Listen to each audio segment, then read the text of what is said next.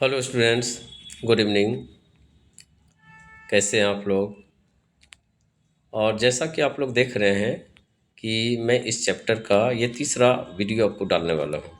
ठीक है, तो इसमें से एक टॉपिक आपका बचा हुआ था वाटर टॉपिक में, ओशियन करेंट्स। ओशियन करेंट्स है क्या? The horizontal movement of ocean water in the form of streams in A definite direction. ठीक है, इसलिए कह रहा है कि यह हमेशा क्या होगा, ऊपर से नीचे की ओर चलेगी और यह डिफिनिट डायरेक्शन में होगी, एंटी डायरेक्शन नहीं होगी। ऐसा नहीं कि आज इधर से चल रहा था तो कल इधर से मुड़ गया, वो नहीं होगा। लगातार वह एक ही डायरेक्शन में चलता चला जाएगा। तो ऐसा जो चलता चला जाने वाला जो वाटर है उसी को हम लोग कहेंगे क्या, called an ocean current. The factors which give rise to ocean currents the modify their courses. क्या क्या है? Action of planetary wind. तो हवा जो चलती है, यह हवा पानी को मूवमेंट कराती है। ठीक है, और इस मूवमेंट कराने में हवा पानी इस तरह से यह चलती रहेगी। तो सबसे बड़ा क्या, प्लानिटरी विंड हो गया, यानी जो लगातार विंड, उसका कोई डायरेक्शन चेंज नहीं होगा, वो लगातार चलते जाएगा। तो उसी तरह वाटर भी मूवमेंट करेगी।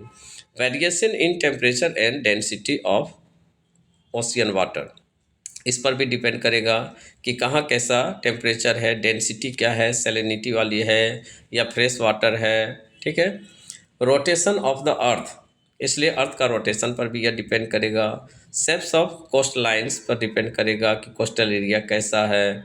अब देखते हैं हमारा जो कोस्टल एरिया है बे ऑफ बंगाल का है या इधर है, तो इसमें कोई करंट जा नहीं सकती है, क्योंकि आगे में यह ब्लॉक है पूरा का पूरा, इसलिए करंट इसमें जाएगी नहीं।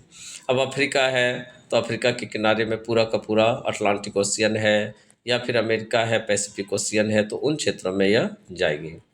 ओशियन करेंट्स में बी वार्म और कोल्ड। ठीक है, तो दो टाइप का होगा, two types of ocean currents होगा। Those currents which originate near the equator and move towards the poles और वार्म करेंट होगी, और the cold currents move from the poles to tropic और lower latitude. Warm currents are less dense than cold ocean currents. ठीक है, तो यह जो current होगी, ओशियन करेंट होगी, या कैसी होगी? तो इसमें हम लोग टू टाइप्स ऑफ करेंट्स को देखते हैं। ये 0 डिग्री हो गया, ये 10 डिग्री का लेटीट्यूड हो गया, यानी ये लोअर लेटीट्यूड है मेरा। तो यहाँ से जब भी कोई करंट राइज होगी तो यह ऊपर की ओर जाएगी।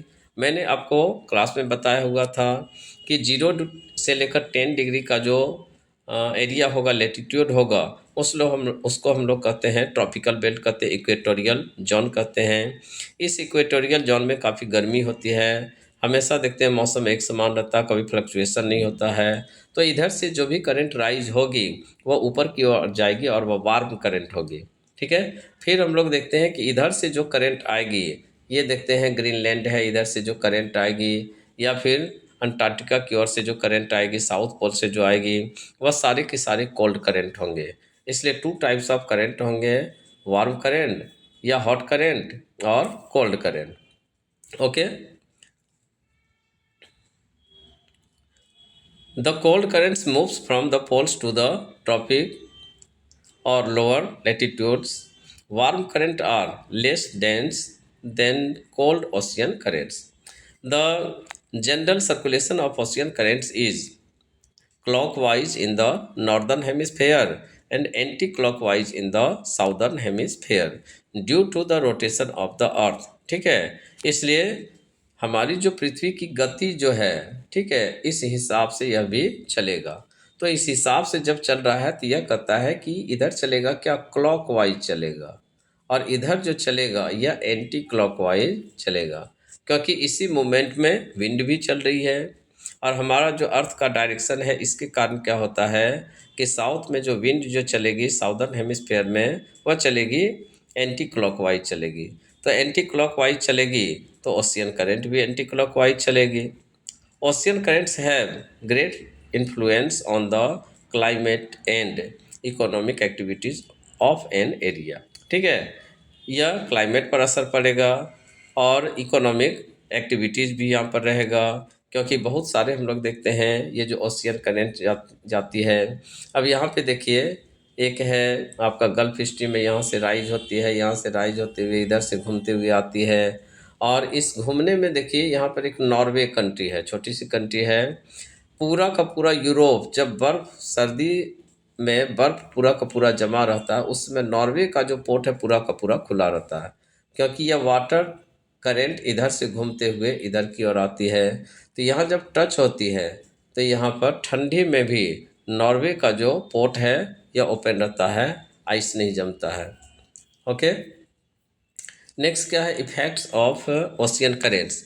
Warm currents rise the temperature over land surface, while cold current lower the temperature of the coastal area. इसलिए जब वार्म करेंट जाएगी तो कोस्टल एरिया का टेम्परेचर क्या होगा, राइज होगा, और कोल्ड करेंट जब होगा तो कोस्टल एरिया का टेम्परेचर लेस होगा, लोअर होगा। In places when warm and cold currents meet, dense fog is produced, which reduce the visibility, making it risky for the ships to soil. ठीक है, cell. तो यह कहता है कि इन क्षेत्रों में जब देखा जाता है कि हॉट और कोल्ड करेंट दोनों मिलती है तो वहाँ पर काफ़ी अधिक फॉग बन जाता है। जैसे आप लोग देखे होंगे कि जब आप सर्दी के दिन में बाथरूम में वॉश करने के लिए, नहाने के लिए जाते हैं तो आप देखिएगा अपने शरीर पर जब पानी डालते हैं तो पूरा का पूरा इससे धुआं निकलता है। ठीक है, तो इसी तरह का जब वहाँ हॉट और कोल्ड करंट मिलती है तो वहाँ पर काफ़ी अधिक फॉग हो जाता है। शिप वगैरह के लिए काफ़ी रिस्की हो जाता है उन क्षेत्रों में जाना, क्योंकि एक्सीडेंट का डर रहता है। नेक्स्ट क्या है, तो warm currents keep the seas and the oceans free from iceberg, providing safe and easy sailing in the cold regions. इसलिए ऊपर में ही बताया मैंने कि जो वार्म करंट होगी वह ऐसे एरिया जहां आइसबर्ग जहां पर जमता है उन क्षेत्रों के लिए काफ़ी अच्छा हो जाएगा। Turbulent ocean water further poses more challenge. ठीक है, तो यह कहता है कि कभी कभी यह जो ओशियन वाटर है यह काफ़ी घातक भी होता है, चैलेंजिंग भी होता है। बड़े बड़े शिप देखते हैं उलट जाते हैं। The areas where the warm and cold ocean currents meet are also the best fishing grounds in the world. Plankton, which are an excellent source of food for fish, are found in abundance here. तो यहाँ पर देखिए एक current है मेरा, यहाँ पर है ग्रीनलैंड। ठीक है, इधर से चलती है एक कोल्ड करंट चलती है जिसको हम लोग लेब्राडोर करंट कहते हैं, और इधर से मेरा चल रहा कौन सा, तो इधर से मेरा चल रहा है एक करंट जिसको हम लोग गल्फ स्ट्रीम कहते हैं। दोनों आकर यहाँ पर मिलती है, और यहाँ पर आकर मिलने के कारण क्या होता है कि वाटर ना अधिक कोल्ड होता है ना हॉट होता है, और यहाँ पर एक ऐसा रीजन बन जाता है जहाँ पर मैक्सिमम फिशिंग का काम होता है। ठीक है, इसको कहा जाता है डागर बैंक कहा जाता है। दुनिया का सबसे अधिक फिशिंग कहाँ होगा, तो डागर बैंक में होगा। ठीक है, क्योंकि यहाँ पर मछलियों के लिए चारा मिल जाता है, ना अधिक ठंडा रहता है ना अधिक गर्मी रहता है, और इसके कारण बहुत सारे प्लैंकटन यहाँ पर आ जाते हैं, साइड में आ जाते हैं, मछलियाँ उसको खाने के लिए आती है और फिशरमैन उसको आसानी से पकड़ते हैं। ओके, की क्वेश्चन में है the place where the warm ocean currents meet the cold ocean currents becomes dangerous for the ship.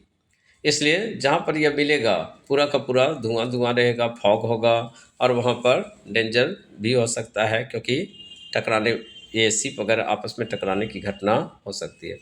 Okay, तो ये मैंने इस टॉपिक को पूरा का पूरा चैप्टर को एक्सप्लेन किया। इसमें से स्टूडेंट्स ने बहुत अच्छा काम किया, और फिर मैं इसमें से भी आपको कुछ क्वेश्चन दे रहा हूँ जो आपको बना कर लाने हैं, क्योंकि मैं इसमें मैक्सिमम क्वेश्चन दे चुका हूँ और स्टूडेंट ने इसे लिखा भी है। अब मैं इसमें ऑब्जेक्टिव क्वेश्चन आपको दे रहा हूँ और सब्जेक्टिव क्वेश्चन दोनों है। ओके, तो यहाँ पर देखिए क्वेश्चन है which is the process through which water continuously change it's form.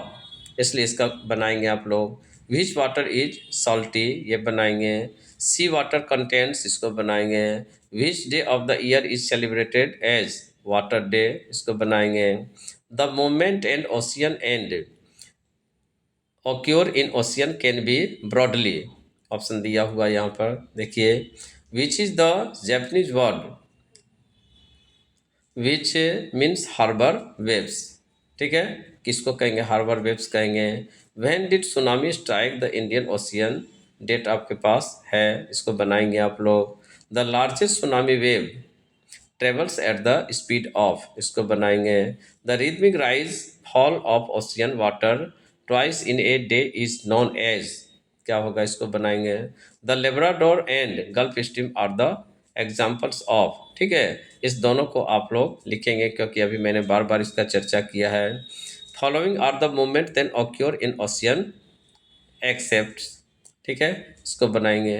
The major sources of fresh water are as follows except, salinity is the amount of salt is in a gram present in gram of water, इसको बनाएंगे, ठीक है। तो यहाँ पर देखिए more than मैंने question दिया हुआ है, इसको सारे को सारे आप बनाएंगे सारे को, और कल मुझसे चेक कराएंगे। 3 क्वेश्चन मैंने रिटेन का भी दिया है आपको। व्हाट इज ओशियन करेंट दिया है रिटेन का। What do swimmers float in the Dead Sea, इसको भी दिए हैं। Name the warm current and cold current, आप अपने से भी 2-4 करेंट का एग्जाम्पल लिख सकते हैं। ओके, तो इस तरह से आप इसको तैयार करेंगे और कल मुझे चेक कराएंगे।